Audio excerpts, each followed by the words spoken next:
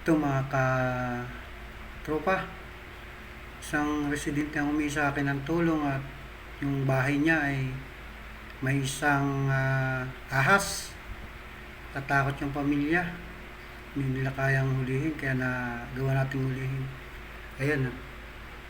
Ayan yung sawa naman siya. Hindi naman siya, wala siyang kamandag. Pero malaki-laki na rin eh. 1 metro yata ito.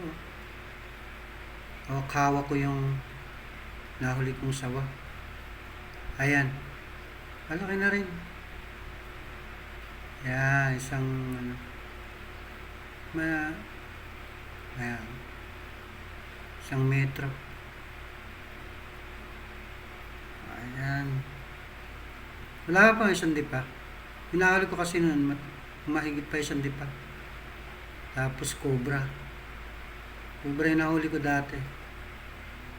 Ayan. Kulang na, kunti na lang, 1 metro nga. Ano.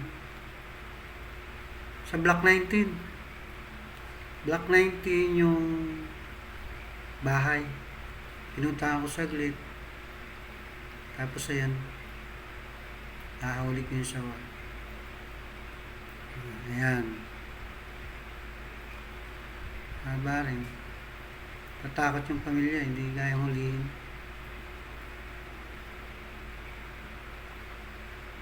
Ayan.